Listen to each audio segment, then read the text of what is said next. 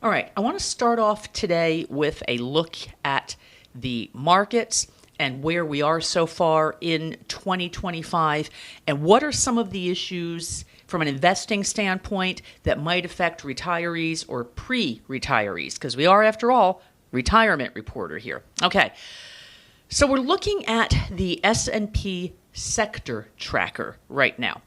And if you remember, back in 2024, you had the Magnificent Seven that were the big stocks, Apple, Amazon, Google, Tesla, Microsoft. I don't know. There's a couple others. NVIDIA, of course. Okay. So here you see that so far we are down 3%. And other than energy, that is the biggest decline so far in 2025. But what are we looking at here? Well, we've got consumer staples with a little gain. We've got healthcare, real estate, and utilities. Now, I'm going to talk a little bit more about some of these defensive sectors and why they are, in fact, in the lead right now. But I also want to show you year to date, and I'm going to take a look at this up close here. Okay, here are the stocks so far in 2025 that are leading the S&P, and you got to scroll down here quite a bit before you see any of those previous big techs that were the leaders back in 2024. I mean, you've got CrowdStrike, but that's not one of the Magnificent Seven.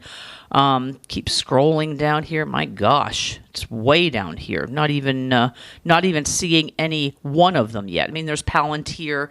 That's a big tech. Government services. Now some of this is in doubt a little bit with some of the cuts to government. Will the business be as big here for Palantir as had been anticipated? Yeah, I'm scrolling way down here. I may have missed one. That is very possible. But I want to go back up to the top. CVS. So a year ago, when you had NVIDIA, the chip maker, of course, that was just sailing away, would anybody have expected that in March 2025 that you'd have CVS is the lead stock? Well, what's going on here? Let me pop over to a chart of CVS right here. Okay. So you see, you had a big gap up here after earnings, and it's holding up pretty well here, right near a key support line over here, key moving average. So what's going on? So got a big bounce after earnings.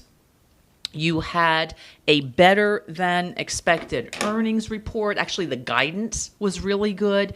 The company has diversified its business somewhat, so you now have insurance that you didn't have in previous years. We all think of CVS as being the drugstore, right? So their pharmacy business actually is doing well. So quite a bit of optimism here about CVS. Now, let's come back and look again at what we had over here in the S&P. You've got SanDisk, that's a tech, super micro. Philip Morris, okay.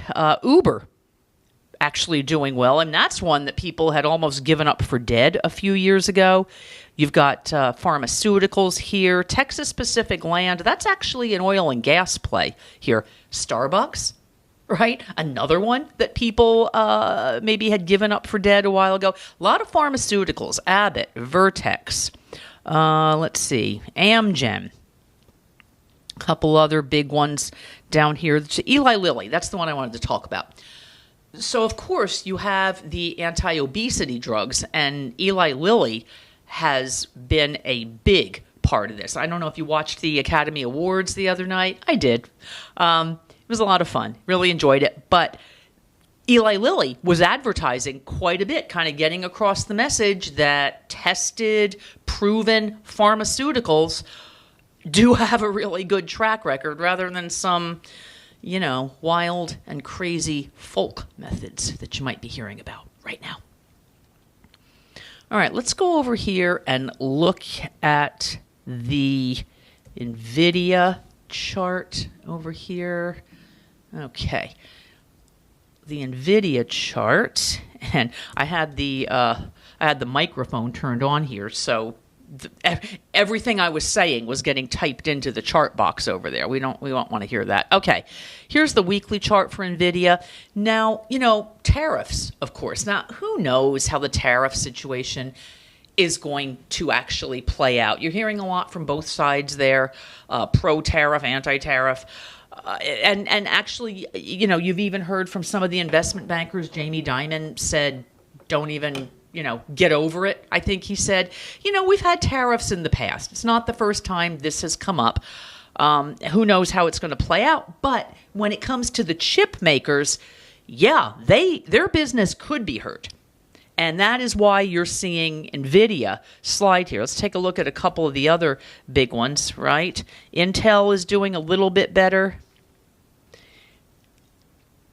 Let's take a look at Broadcom, AVGO. Yeah, so you're seeing a similar trajectory that you had in NVIDIA over there.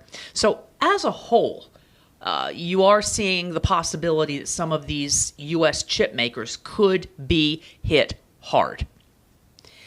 And, speaking of tariffs, I know politics, the economy, that's always something that's on investors' minds. Perhaps now more so than in the past, okay?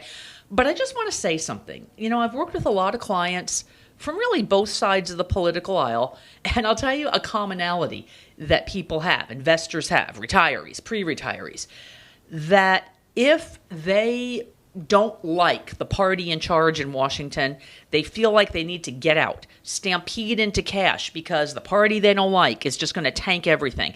And I'll tell you something, in every single one of those cases, they have regretted that later on and wished they had just stayed in and continued with their investment plan. We kind of just got to play the hand we are dealt when it comes to our investing and retirement savings, okay? Focus on the things you can control. In fact, I had something here wanted to show you. Yeah, here's a little cartoon from a company called Hedgeye.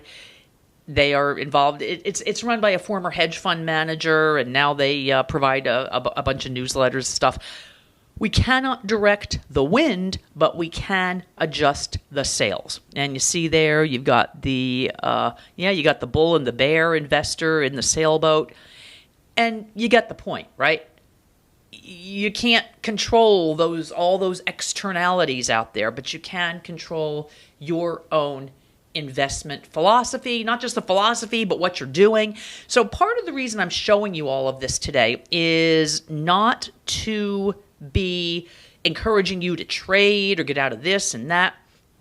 I actually wrote something not long ago for thestreet.com, about how tactical allocation may not work as well as people think it does. But let me show you something here, just in the interest of knowing what is going on. So this is the VIX. And I know some people watching are very, very familiar with this.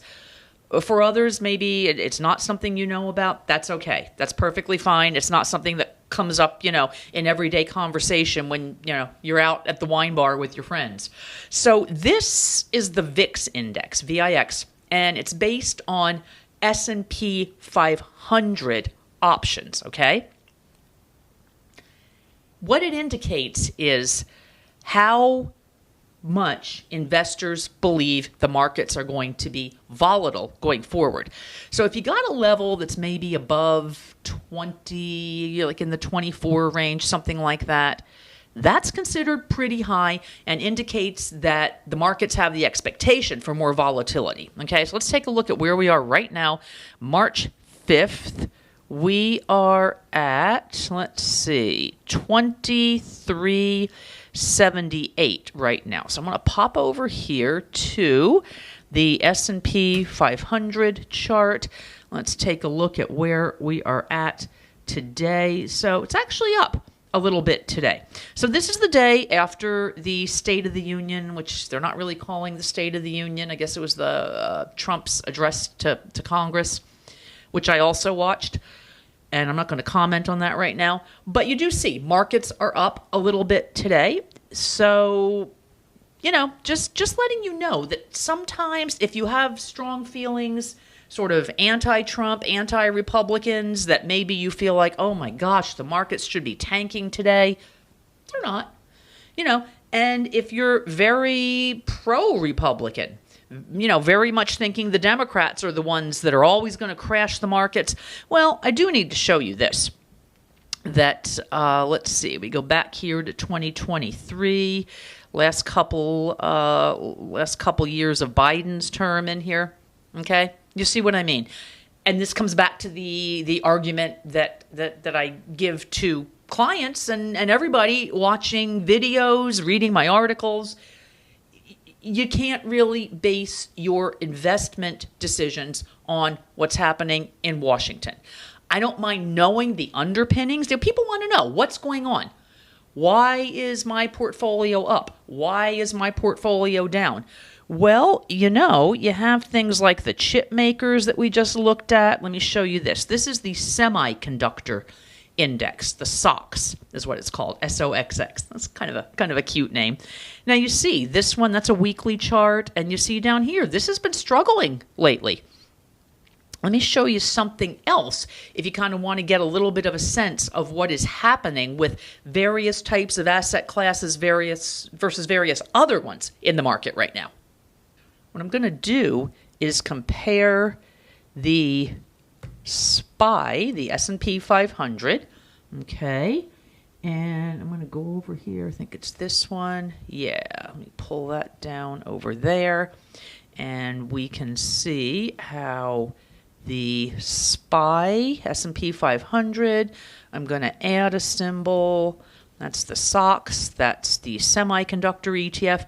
So you can very easily see over here, this is let's see here. That's over the past year, March 5th, 24 to March 5th, 25. And the black one is the SPY. Now you can see there was a period of time, kind of when NVIDIA and all these chip makers were just going gangbusters, that the chip index did outperform the S&P 500, but over the long haul, you can see that the S&P is outperforming. There's a good reason for that, and this is a little bit of a refresher course right here, is that the S&P, it's that broad index, so it doesn't just have those high-flying techs like NVIDIA. It's got CVS, right, and Eli Lilly. And it gives you the opportunity to capture the returns from all these other types of asset classes, okay? Let me show you another one here. I'm going to remove this, get rid of SOX right here, and I'm going to put in DAX. That is the German ETF. Now, I want you to look at this. Germany, Deutschland is besser. I used to speak really good German back when I was sophomore in college, and I lived in Innsbruck, Austria, but it's, no, not anymore. Nicht mehr, I think that's it. So if you look at this, the DAX is outperforming. German stocks are outperforming the S&P 500 right now. So the reason I'm showing you that is because for many years now, international equities have underperformed American. And part of that has had to do with those big techs that were doing so well, right? But, things cycle in and out of leadership. And again, kind of just coming back to what the underpinnings are here of the market and why it does make sense to broadly diversify, because you don't know when one thing is going to fall and another's going to rise. People think they can time the market perfectly, and it's one of those things like, if they could, wouldn't everybody be doing it? If it were so obvious, right? Okay, so here's some of the things to keep in mind when you are investing. Keep a long-term perspective. The market changes day to day. And I had a client once who liked to watch, she would log on and, watch the market's movements. If you get kind of one of those minute-by-minute charts, actually, let me show you something here. You can do this. You can get a 5-minute chart. Oh, heck, you can get a 1-minute chart of the S&P 500, right? you can scare yourself silly with something like this. You really want to watch the long term. There's the long term of the S&P 500, okay? And this one goes back to, there's 2020, when everybody thought the world was ending. Till they didn't, right here, okay? And you see the long-term perspective. I mean, if you put it up on a monthly, going back to 2008, I mean, my gosh, this goes all the way back to 94. So you see why it's kind of silly to get caught up in those minute-by-minute movements of the market. Okay.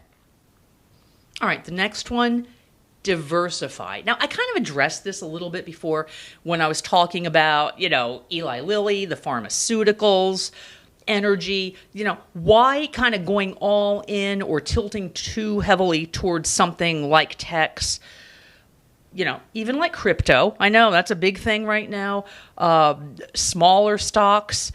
And some people don't even know actually how their portfolio is invested. And, when I get new clients, they come in, sometimes they're managing their own money, sometimes they're coming from another advisor. Frequently, they really don't know what's in there, okay? Maybe there's overlap. Maybe, I've seen this a lot, that there's these funds that hold a ton of Apple, and they have like 5 of these. So they have all this overexposure to something like Apple, okay? So the diversification, we're looking here at the S&P 500. That is exactly what this does. It just smooths your return. No, it's not as exciting as getting 1,000% overnight return from some penny stock. But you know what? Just don't do it. That's just risky. And that's people out there trying to sell you their system. All right. Rebalancing. Now, this is an important one. This is the kind of situation where you might be owning one particular type of investment that goes up, and you've got another one that goes down, and it's sort of counterintuitive. You want to actually, at certain points, again, not too often, not daily, not weekly, nothing like that, maybe a couple times a year, you want to take some profits from the one that's higher up, sell the one higher up, and then buy from the one that has declined. Okay?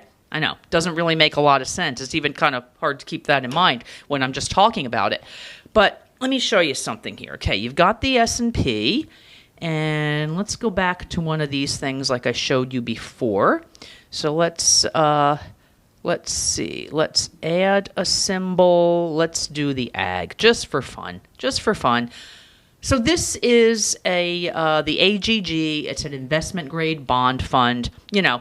No, bonds do not do as well as stocks. You don't expect them to, but they're there to generate income, not to generate a big return, okay?